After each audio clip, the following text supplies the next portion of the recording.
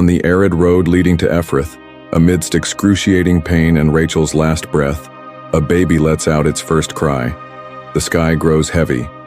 The tent sways, and a gesture changes the course of history. Benoni, son of affliction, for Benjamin, son of the right hand. More than a name, it was a destiny snatched from the abyss of loss.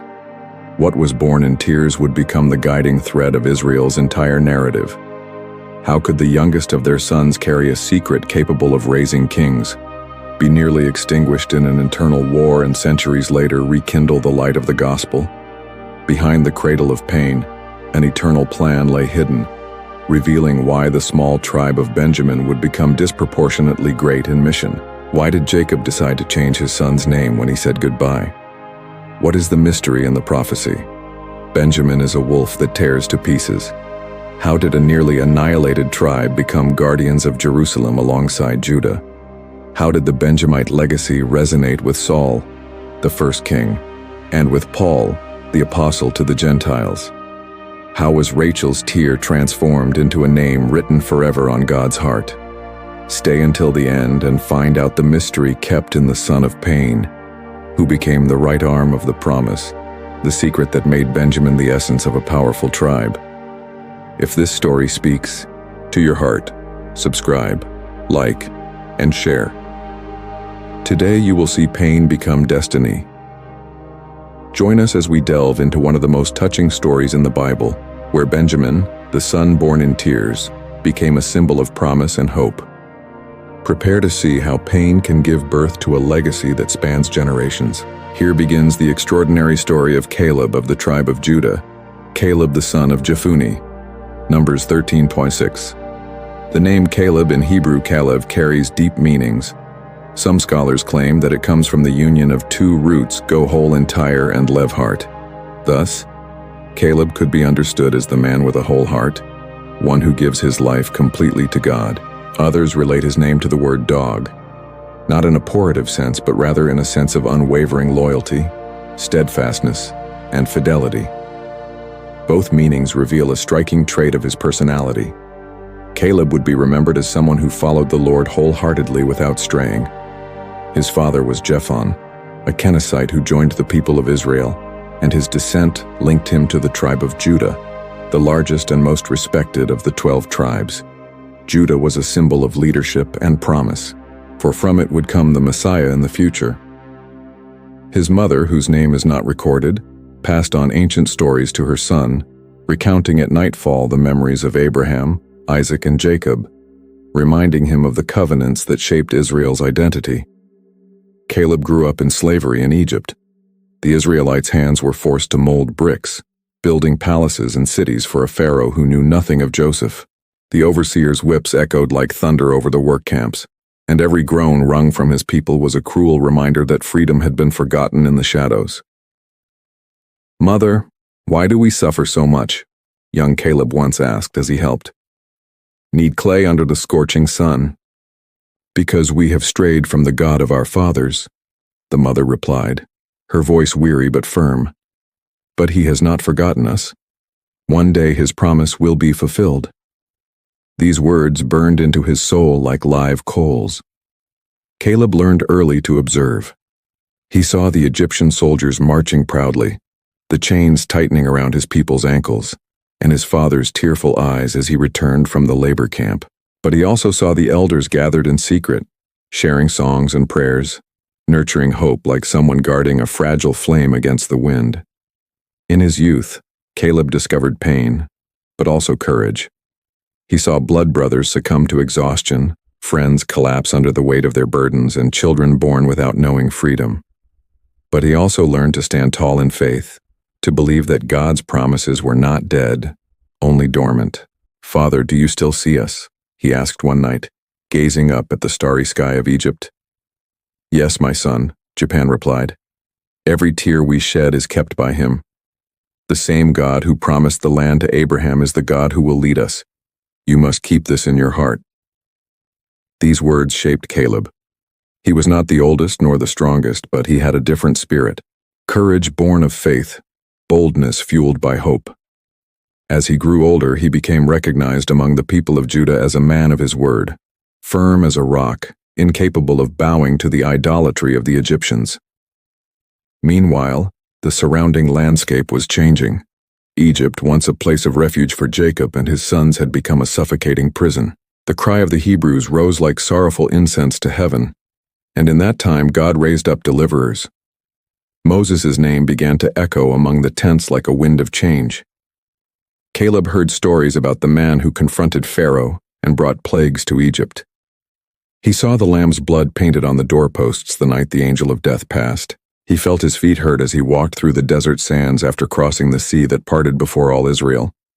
But before he became the warrior who would challenge giants, Caleb was a boy shaped by pain and hope. His name, his ancestry, and his roots in Judah were like seeds sown on dry soil, waiting for the right time to blossom. The promises still seemed distant, but something in his heart beat stronger than the oppression, the certainty that God had chosen him for something greater. And so, amid tears, faith, and survival, not just a man was born, but the symbol of a generation that would learn to fight. However, Caleb's fate was still intertwined with that of another son, a boy who would be born amid pain but would be called Hope. "Father, I heard that Rachel, Jacob's wife, died in childbirth," he commented one night, curious about the ancient stories. "Yes, my son," Jephthah replied. "She named him Ben-Oni, son of my sorrow. But Jacob renamed him Benjamin, son of my right hand." Caleb remained silent, reflecting on the weight of those names. Pain and hope. Death and promise.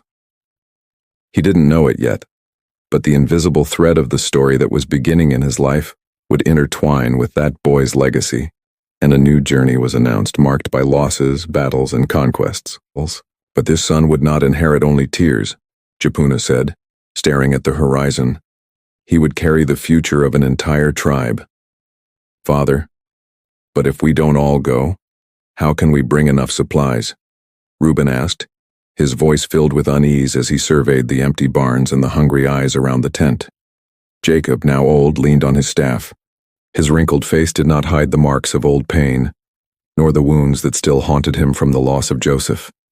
His eyes, which had once shone with hope, now carried the shadow of unhealed memories. "You go, my sons," Jacob replied, looking at each of them. "In turn, go down to Egypt and buy grain so that we don't starve to death." But Benjamin stays. A heavy silence fell between the brothers. Joseph's absence was already a specter at every meal, and now Jacob's refusal to leave Benjamin remained with them like an impossible weight to bear. "Father, we are grown men, not children," Judah said, raising his voice. "We faced battles, crossed dangerous terrain, dealt with hostile shepherds. Why is there always a shadow when it comes to our younger brother?" Jacob closed his eyes for a moment as if revisiting invisible scars. Then he spoke, his voice breaking, "Because I cannot bear to lose another of Rachel's sons. Joseph is no more. If any harm befalls Benjamin on the way, my gray hair will go down to Sheol with sorrow." That sentence weighed like stones on the brothers' hearts. They knew their father still harbored suspicions, still reliving night after night the scene of the bloody cloak they had shown him years before. "But father," Simeon insisted, "if we don't all go, we'll be seen as suspects. Egypt is a strange land, and we've heard that its governors are strict." Jacob took a deep breath as if fighting with himself.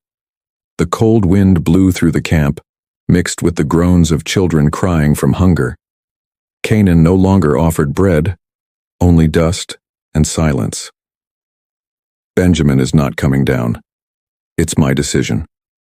The brothers looked at each other in frustration, but they didn't dare defy the order. They gathered provisions, grabbed donkeys, and prepared the way. As they set out, Benjamin remained by his father's side, watching his brothers move like shadows down the road. As the days grew long and dry, the travelers reached Egypt. The contrast was striking. Full granaries, noisy markets, guards with sharp spears. The brothers' hearts sank with every step, fearing the unknown. "Judah, do you think we will succeed?" Levi asked uneasily. "We must," Judah replied firmly, "or we will die in Canaan." They were led into the presence of a powerful man dressed in the attire of Egyptian nobility. He spoke with authority and his eyes were piercing like blades. The brothers didn't know it, but before them was Joseph himself, the man they had sold years before. However, he remained silent about his identity, maintaining the guise of governor. "Where did you come from?" Jose asked sternly. "From the land of Canaan, my lord," they answered in unison. "To buy food." "You are spies," retorted Jose, feigning distrust. "No, sir. We are men of peace, sons of the same father. There were 12 of us, but one is no more, and the youngest remained with our father." Hearing these words, Joseph's heart nearly leaped from his chest. Benjamin was alive. His younger brother, the son of the same mother, was still breathing in Canaan. The shock almost made him reveal the truth, but he held back the tears, hiding them behind the mask of ruler. "Then you will prove your words," Joseph said, rising from the throne. "One of you will be kept here. The others will take grain to your homes. But you will only see my face again if you bring back your youngest brother." The brothers looked at each other terrified, their hearts filled with memories of guilt. And the weight of the lie about Joseph once again tormented their consciences. When they returned to Canaan, they opened their sacks and found the money returned, which further increased Jacob's fear. The news was delivered amid tears. "Father," the man spoke harshly. He said, "We will only buy wheat again if we take Benjamin with us." Jacob tore his clothes in despair, his chest heaved as if fighting death. "You want to tear my sons away from me one by one? Joseph is no longer here. Simeon is imprisoned in Egypt, and now you want to take Benjamin? No, everything has turned against me." Voices echoed through the tent. Reuben tried to soothe his father's grief by offering reassurances. Judah insisted firmly, remembering the famine that was devastating the people. But Jacob, bent over in pain, stood firm. However, the wind brought omens. The famine would not recede. Egypt held not only bread, but also a riddle that would forever change the family's fate. And in the heart of that foreign land, a voice echoed with authority. "Bring the youngest brother. Father, we must decide. The famine is getting worse. Simeon is still imprisoned in Egypt, and the governor won't receive us without Benjamin," Judah said, staring hard at Jacob. As the hot desert wind blew through the tents, Jacob lifted his weary eyes as if struggling against a weight greater than his strength. The old patriarch remembered every loss, and the image of Joseph haunted him like a specter on sleepless nights. "Why have you brought me such evil?" Jacob murmured. "I've already lost one son, left another in Egypt, and now they want to take Rachel's last." "I will be responsible for him," Judah declared solemnly. "If you don't bring him back, I will bear the guilt before you and God forever. Father, if we don't go, we will all starve to death." A heavy silence fell. Children cried for lack of bread, flocks were failing, and the land of Canaan was as dry as ash. Finally, Jacob nodded, tears streaming down his scarred face. "Take the boy, then. May Almighty God give you mercy before that man. And if I have to lose my children, so be it." Benjamin, still young, looked at his father and brothers. His eyes reflected both fear and courage. He didn't know what awaited him in Egypt, but he understood the weight of responsibility he carried. The caravan set off again toward the Nile. On the horizon, Egypt loomed with its palaces, pyramids, and temples. A land of abundance amidst scarcity. The brothers were taken to Joseph's house. The governor saw them from afar. His eyes welled up at the sight of Benjamin. The grown boy stood before him, the son of the same mother, the brother who had never betrayed him. But Joseph held back. He hid his heart behind the mask of authority. "Bring these men to my house." Joseph ordered his servants, "Prepare a feast." The brothers looked at each other, overcome with fear. "We're being accused of robbery because of the money that was returned to the bags," Levi whispered nervously. "Now they want to arrest us." But when they arrived, the administrator spoke gently, returned Simeon and assured him of peace. Then he led them to the governor's hall. The banquet was prepared. Joseph entered and greeted his brothers, but his eyes fixed on Benjamin. "Is this your younger brother?" he asked, his voice breaking. "May God have mercy on you, my son." Unable to contain his emotion, Joseph left the hall for a moment and wept in his room. Then he washed his face, returned, and took his seat. He ordered the brothers to be served in order of age from oldest to youngest. Amazement swept through the table. How could the governor know their exact ages? Wine was poured into golden cups and plates were laden with meat and bread. But when Benjamin's turn came, his portion was 5 times larger than the others. "Why do you favor him so much?" Reuben murmured suspiciously. "I don't know," Judah replied, watching cautiously. "But we need to remain calm." The night wore on with forced laughter and restless glances. Joseph's heart, however, burned with struggle. He needed to test his brothers. He needed to know if they had changed, if they would treat Benjamin the way they had years ago. At dawn, he secretly ordered his butler, "Fill these men's sacks with wheat. Put each man's money in the mouth of the sack. But in the youngest's, put my silver cup." The plan was set. When the brothers set out back to Canaan, they had barely gotten far from the city when they were overtaken by the guards. "Why have you repaid good with evil?" cried the captain. "My lord's cup has disappeared, and it is among you." The brothers protested, tore their clothes in despair, and allowed each sack to be searched. From oldest to youngest, they opened them one by one. And when Benjamin's sack was opened, the gleam of silver glinted in the sun. Shock shot through the group like an arrow. Everyone fell to the ground, stunned. Benjamin stared blankly, his hands trembling, his heart racing. "It can't be," Levi shouted. "He would never do that." "Shut up," Judah roared, his face pale. "We must go back." Dragged back to the palace, the brothers fell before Joseph. "What have you done?" Joseph said coldly. "Don't you know that a man like me can divine by his cup?" Judah stood up, his voice trembling but firm. "Lord, what shall we say? What justification shall we offer? We are guilty even if we do not know how. Leave us all as slaves to my master." Joseph looked at them but replied, "Far be it from me to act like that. Only the one who has the cup will be my slave. The rest can go in peace to their father." Despair gripped the group. The weight of the sentence fell on Benjamin, Jacob's most beloved son. Memories of Joseph came flooding back. Years ago, they had sold Rachel's son without remorse. Now fate presented them with the same choice. Judah took a step forward.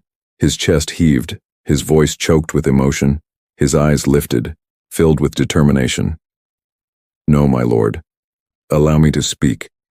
I cannot let harm befall the boy, nor let our father die of grief. Take me in his place. Leave me as your servant, but let the boy return to his brothers." In the silence of the palace, everyone held their breath. The sacrifice lay before Joseph, the chance to see how far his brothers' hearts had changed, and it was at that moment that Judah rose even higher, ready to offer his own life. "Let the boy go, but take me in his place. Before we continue, we ask for your support. Subscribe to the channel and leave a like. This helps us continue bringing you inspiring stories like that of Benjamin, the right-hand son kept by God amid loss and fear. Now let's move on to the moments when his life connects with the destiny of the entire nation of Israel. Repeated Judah kneeling before the governor of Egypt, his heart beating like a war drum. The words echoed through the chamber. The brothers remained hunched over, not daring to look up. The silence became heavier than any sentence. Joseph before them struggled with himself. The powerful man they all feared was at the same time the betrayed brother they had never stopped loving. Joseph trembled. His hands shook and his eyes welled up. His heart, which had been hardened by grief for years, could no longer bear the sight he saw. Judah, the same man who had suggested selling him into slavery, was ready to give his own life for Benjamin. This proved that something had changed. "Get out of my sight, everyone!" Joseph shouted to the Egyptian officers, unable to contain himself any longer. "Leave me alone with these men." The guards hurriedly withdrew, and silence fell over the room. Then Joseph burst into tears. It wasn't a suppressed cry, but a deep scream that echoed through the palace corridors so that the Egyptians heard it and murmured in the neighboring houses. The brothers shuddered. They had never seen such emotion come from that haughty man. And when Joseph managed to speak, his voice was choked but firm. "I am Joseph, your brother, the one you sold into Egypt." Shock shot through them like a lightning bolt. Their breath caught, their legs buckled, their eyes widened. Joseph, the boy they had thrown into the cistern, the brother they had sold for silver. He stood before them, an alive, powerful, ruling over Egypt. "Don't come any closer," Reuben murmured, terrified. "He's going to destroy us." "No," said Jose, wiping away his tears. "Come closer to me, please." The brothers shuffled forward, timid, still in disbelief. Joseph opened his arms and between sobs continued, "Do not be distressed or blame yourselves for what you did to me. It was to preserve lives that God sent me before you. There are still 5 years of famine, but it was the Lord who appointed me ruler over this land to save you." The words fell like balm. The weight of guilt that crushed those men began to lift. Joseph brought not revenge but forgiveness. Benjamin, who had remained silent until then, stepped forward with tears in his eyes. His chest heaved, his hands trembled. Finally, the reunion his heart had been waiting for had arrived. "Brother!" Benjamin cried, throwing himself into Joseph's arms. The embrace was long, filled with tears and sobs. Joseph held his brother close to his chest. The same brother who had never participated in his betrayal, the son of the same mother, the living memory of Rachel. They both wept loudly as if releasing years of pain in a single moment. The other brothers watched, stunned. Shame consumed them, but Joseph's grace disarmed them. He turned to them one by one, embracing them and weeping with each one. There was no room for hatred, only for reconciliation. "Quickly," Joseph said, wiping his face. "Go back to Canaan and tell our father that I am still alive. Tell him that God has made me Lord of all Egypt. Bring him here with his whole family because there are still years of famine. Here they will be provided for. Here they will not die." The words set hearts ablaze. The desert of guilt and hunger was beginning to be replaced by the hope of life and restoration. While his brothers were still trying to assimilate, Joseph ordered them to be given wagons, provisions, new clothes, and gifts.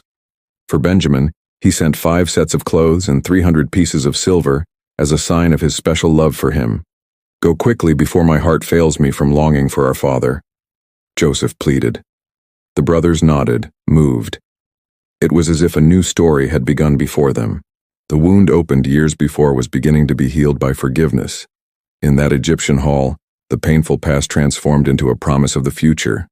The reunion was not just of brothers, but of destinies.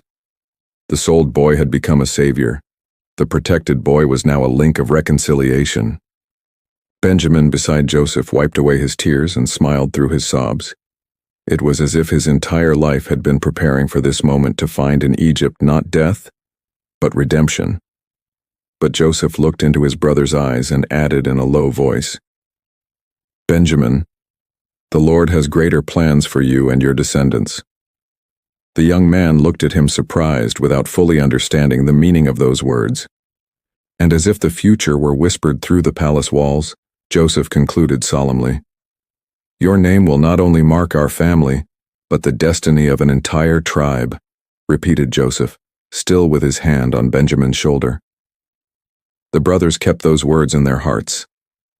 But time marched on. Years passed and Jacob's family dwelt in Goshen, enjoying the abundance of Egypt under the protection of Joseph. The cry of famine that had ravaged the land was silenced, and Israel the patriarch found peace again in the final days of his life. But time spares no one. Jacob grew even older and his body became as fragile as a clay vessel.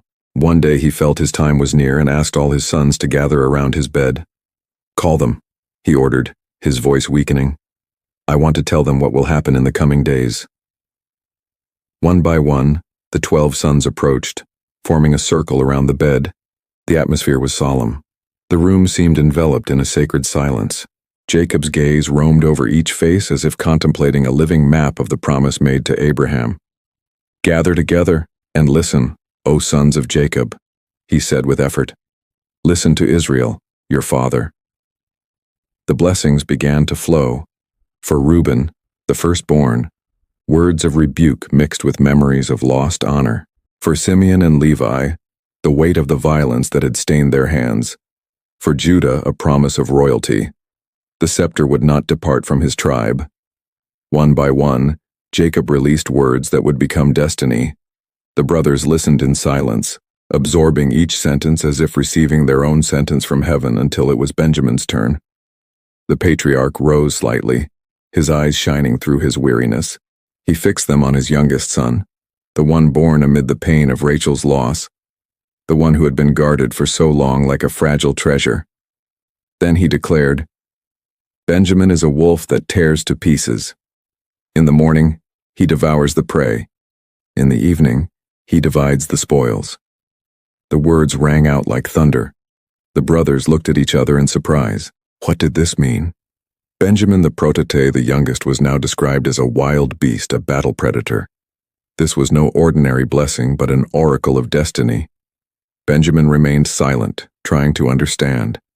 Since childhood, he had carried the burden of being a son of sorrow, the last fruit of Rachel, guarded with extreme zeal by his father. But now, in front of everyone, he was called a wolf, an image of strength, violence, and conquest. "Father, what do you mean?" Benjamin murmured, his voice breaking. "It means that your descendants will be marked by war," Jacob replied with what little breath he had left. "You will be like a hunting animal, relentless in pursuing enemies, strong in dividing the spoils." The prophecy hung in the air, and each son engraved it in his memory. It was as if Jacob saw through the generations, revealing that from the tribe of Benjamin would arise fierce warriors, men who would fight with uncommon courage. Joseph, standing beside the bed, discreetly wiped away a tear. He knew those words were not the fruit of his father's weary mind, but of the Spirit guiding him. "Wolf that tears apart," Levi repeated softly, still impressed. Who would have thought the youngest would be compared to such a beast? Jacob leaned back again, exhausted. His breathing slowed, but his gaze remained steady. "Remember," he continued, "these are not just words. Each tribe will follow the path laid out by the Eternal. Keep the promise, for the future of Israel depends on it." The atmosphere was filled with reverence. This wasn't just a farewell, but a moment of destiny. With every sentence, the nation's future was being shaped. Benjamin lowered his head, reflecting. All his life he had been seen as fragile, almost untouchable, a shadow of his mother's memory. Now his father cast him as a warrior. How could a child of grief become a wolf of war? The brothers fell silent, and the weight of the revelation hung like a cloud over them all until the patriarch, with a final breath, repeated, "Benjamin will be a wolf, and his strength will be remembered among the tribes." Night fell upon Goshen, bringing omens. Egypt, once a place of salvation, would in time become a prison and servitude. But for now, Jacob's sons heeded their father's words, knowing they held an echo of eternity. The room fell silent. The patriarch closed his eyes and rested. The flame of his life was fading, but the words would remain like a fire burning in the future. The brothers in silence left one by one, each carrying the weight of the blessing or warning received. But Benjamin, the youngest, still standing beside the bed, whispered, "How can a child of pain become a wolf of war?" Benjamin repeated in a low voice, remembering his father's last words as the years passed, and Jacob's memory remained alive in the hearts of Israel. Now the people faced a new era. Joshua, Moses' successor, led the tribes to consolidate their possession of the promised land. Canaan had been conquered with blood and sweat, but there were still territories to be distributed. At Shiloh, the tabernacle of the Lord had been erected, and there the children of Israel gathered to cast lots for each tribe's inheritance. The anticipation was intense. Men from every tribe waited in silence like warriors before battle. Among them was Benjamin, no longer his father's young protégé, but leader of his household, bearing on his shoulders the responsibility of an entire people. "Today we will see where the Lord will send us," Benjamin said to one of his tribal elders. "It's not just land, it's destiny." The priest Eleazar, alongside Joshua, prepared the lottery before the assembly. Each time a new inheritance was announced, the hearts of thousands quickened. Judah had already received the south. Ephraim and Manasseh had their portion in the center, but there was still land to be assigned. Then it was the tribe of Benjamin's turn. The lot fell to the tribe of Benjamin. According to their families, Joshua proclaimed in a loud voice. A murmur ran through the assembly. Eyes turned to Benjamin and his men. The allotted territory lay between Judah and Ephraim, a strategic region, a place of passage and conflict where paths crossed and political decisions were inevitable. It's an inheritance in the heart of the nation, murmured one of the elders of Judah in a respectful tone. Not just an inheritance, Joshua replied. It is the key to Israel. The boundaries were described in detail. The territory included important cities including Jerusalem, Gibeah, Juba, Bethel, and others. Although some were still under Jebite rule, the destiny was sealed. It was there that the tribe of Benjamin would put down its roots. Benjamin's face lit up. His eyes scanned the horizon, as if he could already see fortresses and altars built in the name of the Lord. The Lord has given us the center of the earth, he said to his warriors, and whoever occupies the center guards the whole body. The people responded with shouts of joy. The young men raised their spears. The elders sang songs, and the tribe celebrated God's good hand upon their fortunes. But along with the joy came responsibility. Benjamin's position placed them between the two strongest tribes. Judah, from whom the scepter would come, and Ephraim, ever proud of its strength. Tension between them would be constant, and Benjamin would often be called upon to choose sides. It's not just a blessing, said one of the Benjamite leaders, looking at the map drawn in front of the tabernacle. It's also a burden. We will be shield and target, bridge and wall. Then let us be firm as the wolf that tears to pieces, Benjamin replied, remembering Jacob's words. The scene at Shiloh became unforgettable. Each tribe received its share, but Benjamin's inheritance carried a special meaning. Being in the heart of Israel, among mountains that would be the scene of glory and misfortune. Returning to his people, Benjamin walked in silence, reflecting. The memory of the mother who had died giving him life still haunted him. The memory of the father who had protected him as a fragile son weighed heavily on his mind. And now Jacob's oracle was taking shape from a sheltered son. A leader destined for battle emerged. Days later, now settled in the territory, Benjamin climbed one of the hills and gazed at Jerusalem from afar. The city was still under Jebusite rule with its strong walls and imposing gates. One day, he said firmly, as if speaking to himself, this city will be taken, and when it is, it will change the fate of all Israel. His men listened and nodded silently. There was a prophetic weight to his words, as if the future were already engraved in the heavens. At that moment, the tribe of Benjamin began to realize that their strategic position would be both a blessing and a curse. The center of the earth would also be the center of conflict. Time would show that in that inheritance would flourish fearless warriors such as Ehud, who would free Israel with his sword, and Saul, the first anointed king, over the people. But it would also be in Gibeah, a city of Benjamin, that one of the most shameful pages in Israel's history would be written. Benjamin, looking at the horizon, still didn't know everything. He only felt in his heart the weight of being the wolf Jacob had announced guarding the center of the promise. And as the wind blew over the mountains of his inheritance, he whispered to himself as if in prayer, "But will Israel's greatest shame also flourish in this land?" Benjamin murmured as he gazed at the hills, unaware that his question would be answered in a grim way in the years to come. Time passed, and the city of Gibeah, belonging to the tribe of Benjamin, became the scene of a tragedy that would mark the history of the entire people. It was night when a Levite coming from the mountains of Ephraim was traveling with his concubine and his servant. After long journeys, they arrived in Gibeah seeking shelter. The man walked through the streets looking from side to side. No, and welcomed them into their home, until an elderly man spotted them and approached. "Come with me." "Don't spend the night in the square," said the old man, extending his hand. They followed him to his home, where they were welcomed with bread and wine. Rest seemed finally achieved, but the shadows of Gibeah had not yet shown their true face. Wicked men from the city surrounded the house. They pounded violently on the door and shouted, demanding that the visitor be handed over to them.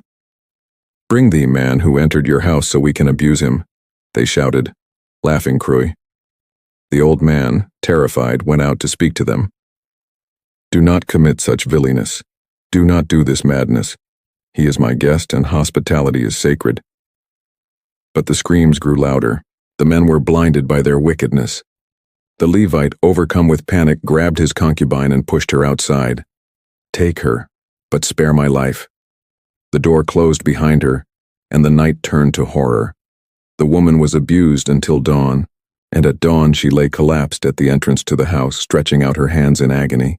When the Levite opened the door, he found her collapsed, unable even to speak. "Get up, let's go," he said. But there was no answer. The woman's body remained motionless. The silence of death spoke louder than any words. The Levite, overcome with despair and indignation, placed her on his donkey and continued on his way. But he did not let the crime pass in silence. Arriving in his homeland, he took a knife, cut his concubine's body into 12 pieces, and sent one to each tribe of Israel. "Nothing like this has ever been seen or done since the day the children of Israel came up from Egypt until this day," he proclaimed as he sent the parts. The news spread like wildfire. From tribe to tribe, shock turned to outrage. Men gathered in the squares. Women wept. Elders tore their garments. The crime of Gibeah could not go unpunished.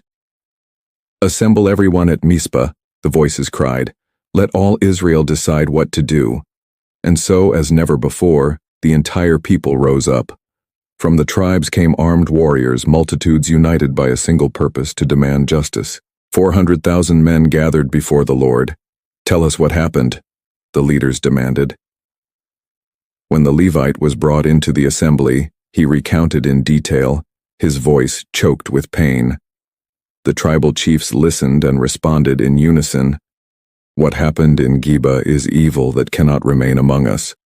Then Israel sent messengers to the tribe of Benjamin with a clear demand: "Hand over the men of Judea who have committed such infamy, so that they may be judged and eliminated." But the Benjamites refused. Tribal honor trumped justice. Instead of handing over the guilty, they gathered 26,000 warriors ready to defend Gibeah. "We will not surrender our men," they replied firmly. "Instead, we will fight against all Israel." The shock was immediate. The sin of a few became judgment against the entire tribe. Israel, faced with such rebellion, did not back down. They prepared for war. "Let each tribe arm themselves, raise their spears and shields," the elders ordered. "Today we will fight against Benjamin until justice is done." Indignation turned to fury. The field filled with tents, campfires, and weapons gleaming in the sun.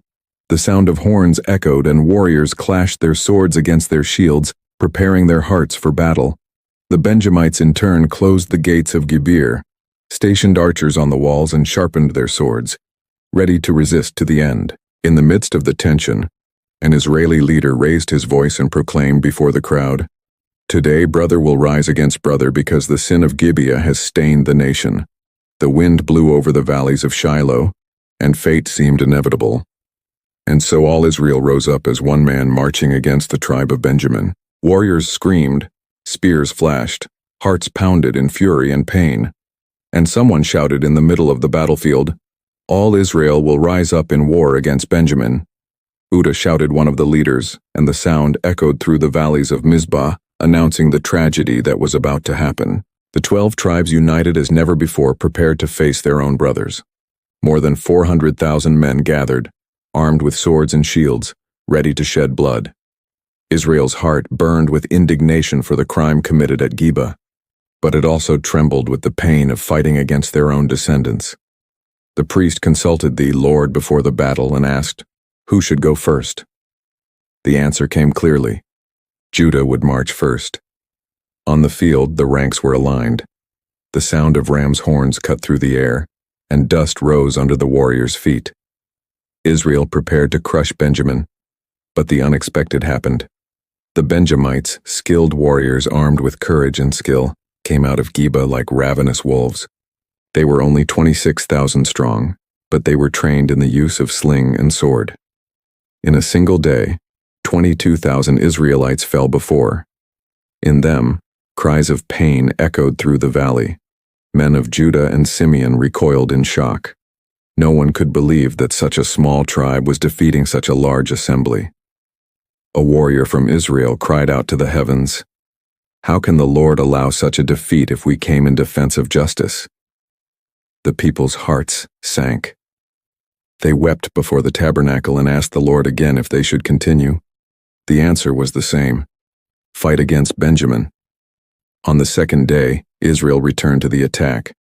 The battlefield filled with shouts, the sound of swords clashing against shields, the smell of blood and dust mingling in the air. Once again, the Benjamites attacked ferociously, and that day, more than 18,000 Israelites fell. Terror gripped the entire camp. Some cried out that it was useless to fight against their brothers. Others, however, burst into tears, asking God for guidance. The people fasted, offered sacrifices, and prayed before the ark.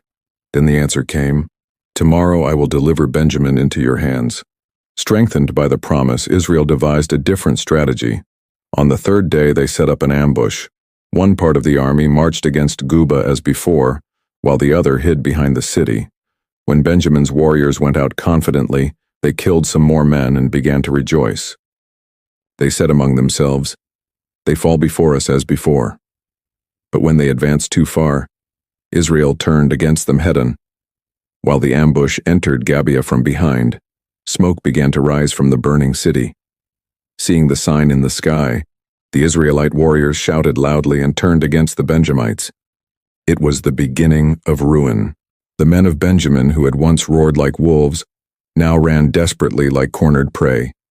The field was littered with bodies, and the sword of Israel spared no one. Of 26,000 warriors, nearly all were killed. Only 600 escaped, fleeing toward the desert. They ran to the rock of Rimmon, a natural fortress full of caves and hiding places. There the survivors hid, exhausted, hungry, and terrified. Israel in turn devastated the cities of Benjamin, burning villages and destroying fields. The silence that followed was more painful than the sound of battle. The tribes wept over the near-complete extermination of their brothers. The people cried out, saying, "Today a tribe has been cut off from Israel." The shame of Gibeah had led to a fratricidal war, and the price paid was the near annihilation of Benjamin. While the dust of battle still covered the valley, a messenger returned with news. Only 600 survived, hidden in the rock of Rimmon, and another added in a low voice as if announcing a dark omen. "There they will remain, but who can guarantee that they will rise again?" said the messenger, bringing the rumor of the last survivors hidden in the rock of Rimmon. At Shiloh, the assembly of the tribes of Israel gathered amidst the weight of tragedy. The field that had once echoed with shouts of victory was now marked by a deathly silence. The leaders tore their garments, and the people wept inconsolably. Israel had won the battle, but they had lost brothers. An elder raised his voice, breaking the heavy silence. "Today a tribe of Israel is on the verge of being cut off from our inheritance. What have we done to Benjamin?" Another responded bitterly, "We swore before the Lord at Mizpah that none of us would give our daughters to the Benjamites as wives. How can we rebuild a tribe without women?" The lamentations spread like wildfire. Men beat their breasts, women wept, and priests raised cries before the tabernacle. The weight of the oath and the knowledge of near extinction crushed everyone. A leader of Ephraim spoke firmly, "We cannot let one tribe disappear. We are 12, and so the Lord has established us. 12 pillars support the people. If one falls, the temple will crumble." The elders looked at each other. There was urgency on their faces, but also fear of breaking their oath to God. Then, after long discussions, a plan emerged. In Jabesh-Gilead there were men who did not come to the council at Mizpah. Let them be judged, and from their daughters will come wives for the surviving Benjamites. The people stood up in astonishment. Sending warriors against Jabesh-Gilead seemed cruel, but the decision was accepted. Israel marched against that city and brought 400 young virgins from it, handing them over to the 600 men hiding in the rock of Rimmon. But there was still a shortage of wives. The elders met again at Shiloh and sought a solution. One of them suggested at the annual festival to the Lord, when the young women dance in the vineyards, the Benjamites could hide and steal the young women for themselves. This way we will not break the oath, for it will not be we who give our daughters, but they who take them. The proposal was accepted, and the messengers rushed to Rimmon. They found the 600 men exhausted, their eyes hollow with hunger and their souls scarred by the trauma of war. "You are not alone," the envoy said. "Israel has found a way for the tribe to live again." The men listened in silence, tears streaming down faces hardened by the battle. Some knelt and gave thanks. Others, still wounded by the memory of those who had fallen, simply bowed their heads, speechless. The day of the feast at Shiloh arrived. While the people celebrated before the tabernacle, the young women went out to dance in the vineyards, dressed in bright robes, whirling in joy before the Lord. The 600 Benjamites were hidden among the vineyards, waiting for the signal. When the young women passed by, the men came out of hiding and took them as their wives. The people of Israel, who had planned the scene, didn't react. Thus, the tribe of Benjamin found a way to survive. The silence that followed was meaningful. The people breathed a sigh of relief, but there was no complete joy. The fratricidal war had left deep scars, and everyone knew that even spared extinction, the tribe would never be the same. An elder spoke in a low, almost lamenting voice. "Mercy preserved the tribe of Benjamin, but the blood of our brothers cries out from the earth." Another responded with a somber expression. "Let this day be remembered. The Lord showed compassion, but the scar will remain forever between us." As the sun set over Shiloh, the 600 survivors walked with their new wives, bearing the weight of being the remnants of a nearly destroyed tribe. The hills echoed not only with shy laughter, but also with memories of war and mourning, and one of the young Benjamites, holding the hand of his newly won wife, murmured in a low voice as if speaking to the future, "Mercy saved us from extinction, but the scar of our fall will mark our history forever," murmured the young Benjamite, without imagining that from that same tribe, once almost exterminated, would arise the first king of Israel. Time progressed. The people multiplied. Judges rose and fell, and each generation faced its own struggles. But Israel, tired of judges and the constant threat of enemies, began to cry out for a king to rule them, one who would march before them into battle. The prophet Samuel, the servant of the Lord, was grieved by the request, but God told him to answer their cry. Meanwhile, in Geba, the son of Kish, a mighty man of the tribe of Benjamin, lived Saul, tall, handsome, and imposing. There was no unlike him among the Israelites. His shoulders towered above all the people, and his presence commanded attention wherever he went. But in Saul's heart, there was still no ambition to reign, only the ordinary life of a young shepherd and warrior. Day his father's donkeys got lost, and Kish ordered, "Take a servant with you and go look for the animals." Saul traveled through mountains, valleys, and villages in search of the donkeys. Tired and about to give up, he heard a suggestion from his servant. "A man of God, a prophet, lives in this city. Everything he says comes true. Let's go to him. Perhaps he'll show us the way." And so they came to Samuel.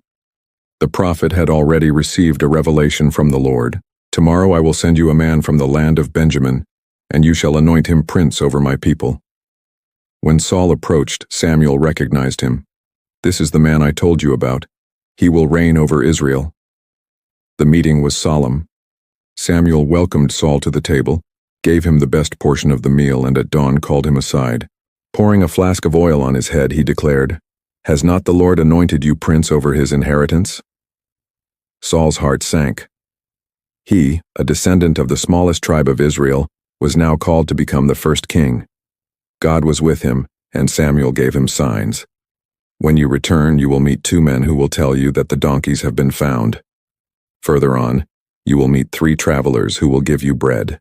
And then you will meet a company of prophets, and the Spirit of the Lord will come upon you, and you will prophesy with them." Everything happened just as Samuel had said. The Spirit of God came upon Saul, and he prophesied among the people. The neighbors were astonished. "What has happened to the son of Kish? Is Saul also among the prophets?" Days later, Samuel summoned all Israel to Mizpah to present the Lord's chosen one. The tribes were chosen by lot before the assembly until the name of Saul of the tribe of Benjamin was revealed. But when they searched for him, they could not find him. He hid among his luggage, ashamed of such a responsibility. Then the people ran and took him out of hiding and placed him before the crowd, and they saw that he was taller than any of the others. Samuel raised his voice and proclaimed, "Do you see whom the Lord has chosen among all the people? There is no one like him." A shout of joy ran through Israel. "Long live the king! Long live the king!" The people wept, applauded, and clapped, celebrating this new era. The smallest, the nearly destroyed tribe, now rose in honor above all others. Benjamin's destiny was being fulfilled before their eyes. The son of sorrow became a symbol of power. Saul returned to Geba with warriors in pursuit, men whose hearts God had touched. The anointed king prepared for his first battles, and his fame grew among the tribes. But along with honor, also came the danger that prophecy always carries, the weight of pride. As the people sang and danced in celebration, Samuel watched silently with the eyes of a prophet. He saw beyond the celebration, beyond the triumph. The Lord had already revealed to him that the heart of man could be deceitful, and that Saul's greatness could turn to his downfall. And amidst the jubilant crowd, Samuel murmured in sorrow. "Saul's pride will open new wounds in Israel," murmured Samuel in Mizpah, and his prophetic eyes already saw the outcome of a reign that began with glory, but would end in ruin. Time passed, and Saul's throne was consolidated in Geba. The tribe of Benjamin prided itself on having given Israel its first king, but the enemies did not sleep.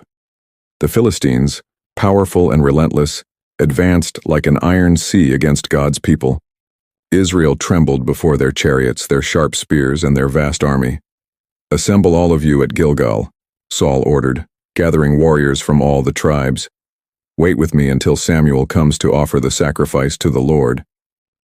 But the days dragged on. Fear spread through the camp. The soldiers looked to the hills and saw the Philistine ranks multiplying like swarms, many deserted, hiding in caves and pits. Saul's heart burned with impatience. "Samuel is not arriving," an officer said. "The people are dispersing and the enemy is already approaching." Saul, overcome with anxiety, took the lamb himself, built the altar, and offered the sacrifice. His voice trembled not in reverence but in despair. He had barely finished when Samuel arrived, his eyes burned with indignation. "What have you done, Saul? I saw the people scattering and that you were not arriving on time. The Philistines were already at Michmash. Then I thought, I must offer the sacrifice to the Lord." "You fool," Samuel exclaimed, his heart aching. "You have acted like a fool. You have not kept the Lord's command. If you had obeyed, he would have established your kingdom forever. But now the Lord is seeking a man after his own heart." Silence fell over the camp. The sentence was too harsh. Saul's heart was filled with shame, but not with true repentance. From that day on, power began to slip from his hands like water through his fingers. Yet the Lord gave him a second chance in another battle. Samuel gave him a clear order. "Go against Amalek and destroy everything, men, women, children, cattle, and sheep. Spare nothing, because the evil of this nation has reached its limit before God." Saul gathered his army, attacked Amalek, and defeated him. But instead of fulfilling the commandment, he spared King Og and the best of the cattle and sheep. "Obey my voice," Saul said to the people, "and spare what is good. We can offer these animals as a sacrifice to the Lord." When Samuel arrived, he heard the bleating of the sheep and the lowing of the oxen. "What does this noise in my ears mean, Saul?" "We have brought some of the spoil to sacrifice to the Lord," the king replied. And Samuel raised his voice in holy fury. "Does the Lord delight in sacrifice as in obeying? Behold, to obey is better than sacrifice, and to heed is better than the fat of rams. Because you have rejected the word of the Lord, he has also rejected you from being king." Saul fell to his knees, clutching the prophet's cloak. "Forgive me, for I have sinned. The fear of the people has overcome me. Come back with me so that I may worship the Lord." But Samuel went away, and as he did so, the robe was torn. And Samuel said, "This day the Lord has torn the kingdom of Israel from you and has given it to another better than you." The rejection was final. Saul still sat on the throne, but the Spirit of the Lord was no longer with him. The man who had been anointed amidst jubilation was now a shadow of his former self. The tribe of Benjamin, which had been proud of its king, felt the shame of seeing its chosen one lose God's favor. All Israel murmured, "What will become of us if the king who leads us no longer has the Lord's blessing?" The people were afraid, and Samuel wept silently, mourning for the king, who had lost himself in his own arrogance. But as Saul's crown grew heavy as red-hot iron, a new question echoed among the elders and warriors. Who then would inherit the throne alongside Judah? The elders asked, and the centuries responded with stories of wars, kings, and divisions that shaped Israel's destiny. David's reign flourished in Jerusalem, bringing victories, expansion, and praise to the Lord. His son Solomon inherited the crown and wisely built the temple, a magnificent work that stood as the heart of the people's faith. But when Solomon died, the weight of oppression on the Israelites came to light. Taxes, forced labor, and political decisions created deep rifts. It was then that Jeroboam, a rebellious servant, led the northern tribes. At Shechem, he proclaimed himself king over 10 tribes, severing the bond that had united Israel into a single kingdom. Only Judah remained faithful to the lineage of David, and Benjamin, the small tribe marked by shame and pride by the memory of Saul and the weight of near extinction, was called to decide. A Benjamite raised his voice among his people. "Shall we unite with the north against the house of David? Do you not remember that the Lord chose Jerusalem for his name to dwell in?" Another replied, "But our fathers suffered at the hands of royalty. Won't we be crushed again?" The debate swept through tents and squares. Some feared, others hoped. But in the trib's heart lay the memory of Jacob. Benjamin is a wolf who tears to pieces. And now that wolf had to choose to whom he would give his loyalty. The decision was made. Benjamin joined Judah, remaining in Jerusalem and upholding the Davidic throne against the rebellion of the northern tribes. The warriors gathered, men prepared for war. Priests and Levites also gathered, fleeing from the north, where golden calves had been erected in Dan and Bethel. Jerusalem became a refuge for the faithful. Solomon's son Rehoboam organized an army of 180,000 chosen men from Judah and Benjamin to fight against the tribes that had seceded. But the word of the Lord came to the prophet Shemaiah, "Do not go up and fight against your brothers. Return each of you to your home, for this deed comes from me." And so the sword was stopped and the division remained. The southern kingdom made up of Judah and Benjamin guarded Jerusalem, and the temple, the northern kingdom, with its 10 tribes erected altars of idolatry. In the hearts of the people of Benjamin, there was both pain and honor. They were no longer the center of shame, but the upholder of the throne the Lord had promised David. The wolf that had once torn them to pieces now became the guardian of the temple, the protector of the holy city. An elder told the young warriors, "Guard Jerusalem as you would your own children. If it falls, all Israel will fall." And another added, "Our tribe, though small, is placed at the heart of the promise. The Lord has raised us up to uphold that which is eternal." Years passed, and kings succeeded one another in Jerusalem. Some walked in the ways of David, others strayed into idolatry, but always at Judah's side stood Benjamin, smaller in number, but steadfast in faithfulness. When foreign armies surrounded the city, Benjaminites raised shields on the walls. Benjamite archers fired accurate arrows at the invaders, and valiant warriors defended the gates. Their presence was a sign that God had not allowed the tribe to be wiped out, but that it would live to uphold the throne that pointed to the future Messiah. A Levite in Jerusalem declared during a celebration, "Benjamin's faithfulness is not the result of strength but of grace. They were spared at Rimmon, and now they are a pillar alongside Judah." The words echoed like a song of hope. And while the flames of the candelabra burned in the temple, a young Benjamite gazed at the walls and murmured, "We remain with Judah, but the wolf still holds a deeper mystery," repeated the elders in Jerusalem, remembering the words Jacob left on his deathbed. It was as if time had never erased that sentence.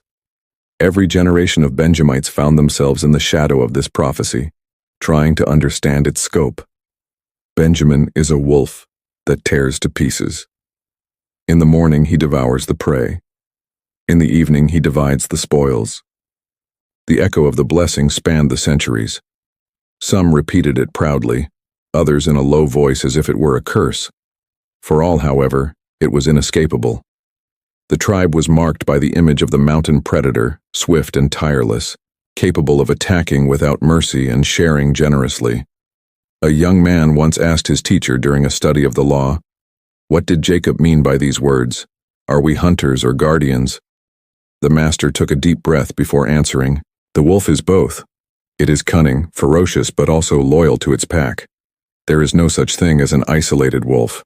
It lives in a pack. So too is our tribe. We were not made to walk alone, but to fight as a unit and share what we have conquered." Children grew up hearing stories that connected Jacob's prophecy to every episode of the tribe's history.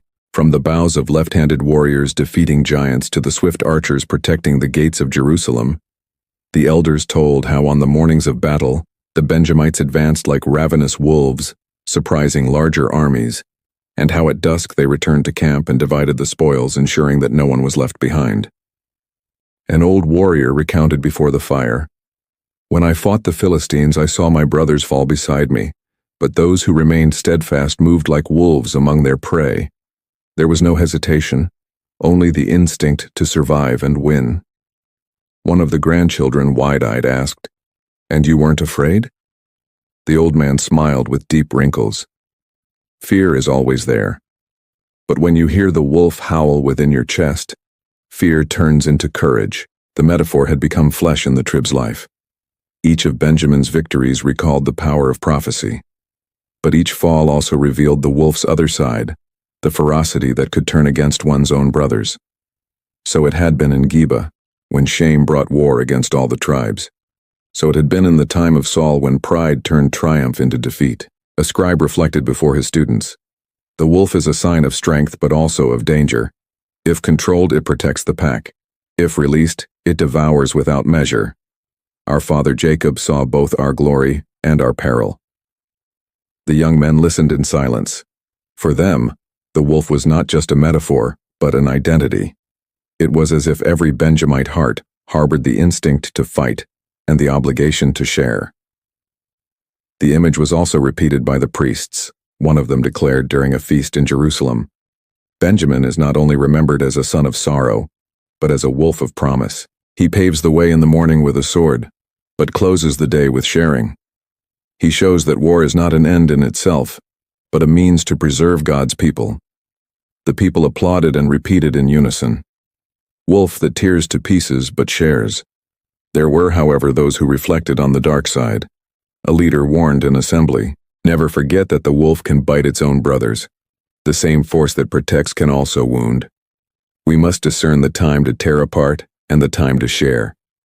Thus, the prophecy lived on. The wolf was remembered in songs, in proverbs, in stories told in the fields and in homes. On the mornings of battle, soldiers murmured Jacob's words as a prayer. On afternoons of rest, when they shared bread and wine, they remembered that the wolf also shares. The mystery remained. How could a tribe marked by pain and shame also carry the image of strength and sharing? The answer seemed to elude generations. A young Benjamite, hearing all this, looked up at the starry sky and asked in a low voice, "Jacob's wolf speaks of us, but does he also speak of someone besides us?" An elder answered, his voice breaking, "Yes, my son. This prophecy doesn't end with our tribe. It points to a descendant yet to come, one who will shatter his enemies with power but will divide his inheritance with mercy." The young man remained silent, engraving the words in his heart. The flame of the fire flickered, as if the future itself flashed before his eyes. And so, generation after generation, the riddle of the wolf remained. Pride and shame, sword and division, war and communion. Everything was contained in that ancient phrase kept as a secret in every Benjamite heart. And someone looking toward Jerusalem in the distance murmured in a prophetic tone, "But which descendant will fully reveal this riddle?" In Daz, those who reflected on the ancient prophecy of Jacob, and the centuries progressed until in Jerusalem, a son of Benjamin emerged with unexpected strength. His name was Saul, born in Tarsus, brought up at the feet of Gamaliel, a Pharisee blameless in the law, circumcised on the 8th day, a Hebrew of the Hebrews of the tribe of Benjamin. He himself presented himself before the assemblies in this way, proud of his lineage. "I am a Benjamite descended from a people who did not shrink from war," he said with a firm voice. "Like Jacob's wolf, I too will tear to pieces the enemies of our faith." And so, filled with zeal, Saul became a persecutor of the Naant church. He ran through the streets of Jerusalem with letters from the priests, dragged men and women to prison, and spread terror among the followers of the way. His fury resembled that of a wolf on the morning of its hunt. One hidden disciple whispered to another, "Saul's name is feared everywhere. He enters homes and spares no one." Another responded in tears, "The same blood of Benjamin that was marked by wars now rises against the servants of Christ." But the Lord had planned another path. Saul set out for Damascus with authority to arrest those who called on the name of Jesus. He marched resolutely, his eyes burning with fanaticism, his heart pounding with hatred. But halfway along the road, a light brighter than the sun shone around him. Saul fell to the ground and heard a voice, "Saul, Saul, why do you persecute me?" "Who are you, Lord?" he asked, trembling. "I am Jesus, whom you persecute. It is hard for you to kick against the goats." Saul was blinded, led blindly to Damascus. For 3 days he neither ate nor drank. The wolf had been brought down by the shepherd. Meanwhile, the Lord spoke to Ananias, a disciple from the city. He went to Straight Street and looked for Saul of Tarsus. He prayed. Ananias was afraid. "Lord, I have heard how much evil this man has done to your saints in Jerusalem." But the Lord answered, "Go, for he is my chosen instrument to carry my name before kings, Gentiles, and the children of Israel." Ananias entered the house, laid his hands on him, and said, "Brother Saul, the Lord Jesus, who appeared to you on the road, has sent me so that you may regain your sight and be filled with the Holy Spirit." Something like scales fell from Saul's eyes. He got up, was baptized, and from that day on he no longer persecuted but proclaimed that Jesus is the Son of God. People murmured in surprise, "Isn't this the same one who destroyed those who invoked this name?" Yes, it was he. The fierce wolf now became a shepherd of souls. The persecutor now became an apostle. The proud Benjamite now surrendered himself to the Lord of grace. Saul, soon to be called Paul, traveled to distant lands, preached in synagogues, climbed hills, sailed the seas, faced prisons and scourgings, but never turned back. He wrote letters filled with faith and hope, teaching that in Christ there is neither Jew nor Greek, slave nor free, male nor female, but all are one body. A disciple was commenting in Antioch, "The voice that once roared like a wolf now consoles like a shepherd." Another added, "He divides the word as one divides spoils, so that no one goes hungry spiritually." Paul himself said, "Whatever was gained to me, I have considered loss for the sake of Christ." And so Jacob's prophecy took on new light. In the morning, the wolf devoured the prey. It was Saul the pursuer. In the afternoon, he divided the spoils. It was Paul the apostle, the tribe that had nearly been wiped out. The tribe that had bred kings in shame now offered the world one who would carry the gospel to the ends of the earth. In his letters, Paul never forgot his origins. "I am of the tribe of Benjamin," he said. But his glory was no longer in the tribe, but in the Christ who had transformed him, and in one of his prisons while writing to his brothers, he murmured in prayer. The wolf became a shepherd, but the eternal secret of that tribe still remains to be revealed. "There is still more to be revealed about us," Paul said in his solitary prayer, feeling that his own story as a Benjamite was not a coincidence, but part of something much larger that spanned the centuries. The prophetic vision unfolded like a scroll before the eyes of faith. The history of the tribe of Benjamin could not be understood solely by what had been experienced in each generation, but by the sum total of pains and miracles that had intertwined from the beginning. On the road to Ephrath, Rachel's grief echoed like the first lament. She named her son Ben-Oni, the son of my sorrow, but Jacob, refusing to allow the boy to be marked only by tragedy, named him Benjamin, the son of her right hand. That moment had become an eternal milestone, a birth shrouded in death, but renamed with hope. Centuries passed, and the tribe faced its greatest shame at Geba. The sin of a few brought judgment on all. The other tribes rose up in war and nearly destroyed the Benjamites. Only 600 men hidden in the rock of Rimmon remained alive. What was once a shadow of a people seemed doomed to oblivion, but God preserved this small remnant. It was as if the Lord was saying that even when man fails, his plan cannot be erased. 600 survived not by the sword but by mercy. An elder murmured in later days, gazing at the survivors who trudged on wearily, "The Lord will not allow his promise to be annulled." From those few, the tribe was rebuilt, and when the people asked for a king, it was from Benjamin that he came. Saul, the son of Kish, was the first to be crowned. Tall, imposing, chosen by lot before the entire nation, the least among the tribes, became the greatest in the eyes of Israel. But pride brought him down, and the kingdom was taken from him. Yet even in the fall, there was a sign. God could raise a throne from the dust even if man could not sustain it. Afterward, the tribe stood firm alongside Judah, guarding Jerusalem and the temple. While the north drifted into idolatry, Benjamin remained faithful, upholding the line of David. His warriors defended the walls. His sons served as guardians of the altar. The wolf that had once torn them to pieces now became the protector of the holy city. But the mystery was not yet complete. Many centuries later, in the heart of the Roman Empire, Saul of Tarsus was born into a Pharisee family of the tribe of Benjamin. He proudly introduced himself, circumcised on the 8th day, a Hebrew of the Hebrews, of the tribe of Benjamin. Concerning the law, a Pharisee; concerning zeal, a persecutor of the church. Saul roared like a wolf in the morning, devouring his prey. He entered houses, dragged men and women away, and spread terror among Jesus' followers.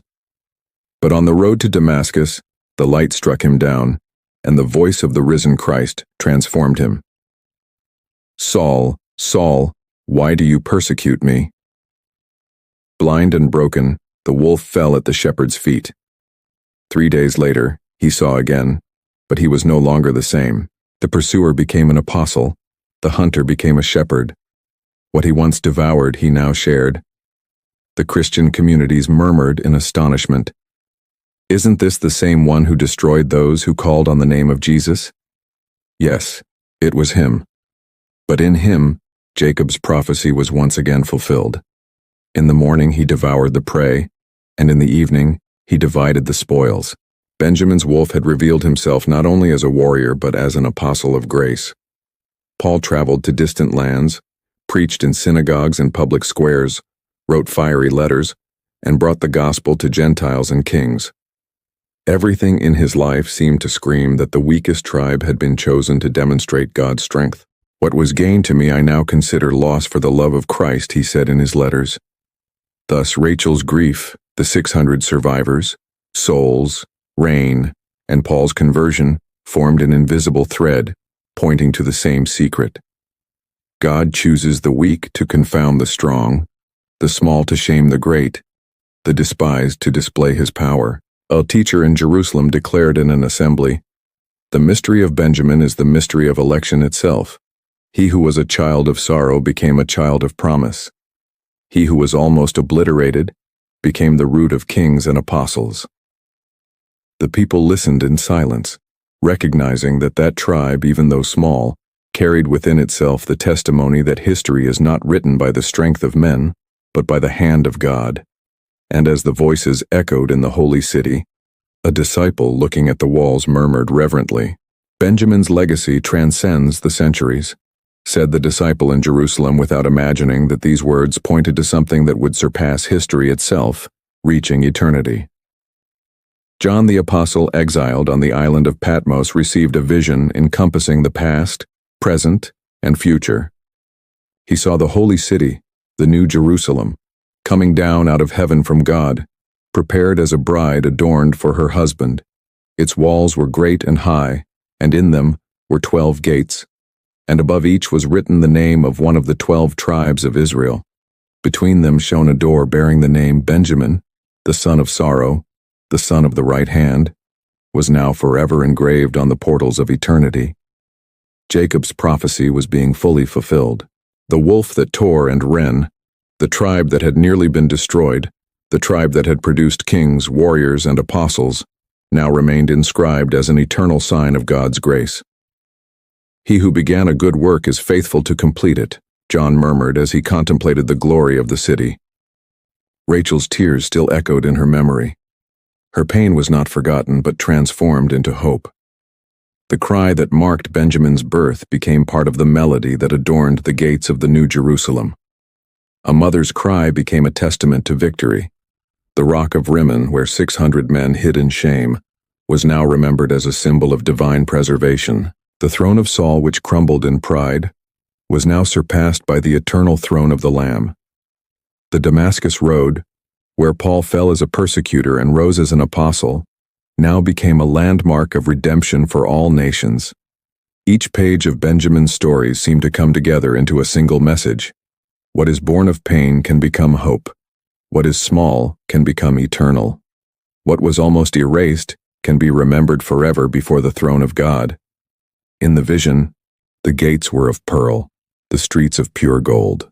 The light came not from the sun or the moon, but from the glory of the Lamb. And among the 12 gates, Benjamin's gate reminded everyone that the Lord turns tears into triumph. The son of my sorrow has become the son of my right hand, Jacob said in life. And now, in eternity, his words echoed with full meaning. People entered through the gates bringing their glory and honor. And when they passed through Benjamin's gate, they saw that no tear was wasted, no loss forgotten, no failure erased the promise. The name remained as a testimony. God chooses the weak, sustains the broken, and raises the fallen to display his power. The mystery of the tribe was complete before John's eyes. There was no more war, no more shame, no more division, just a name etched in eternity, a reminder that the story written in tears was retold in glory.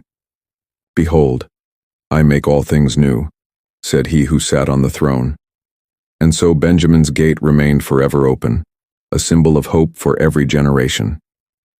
From Rachel's cry to the heavenly song, from the blood spilled at Jabba to the gold of the New Jerusalem, from the fall of Saul to Paul's redemption, everything pointed to one outcome. The son on her right hand would remain an eternal sign of hope.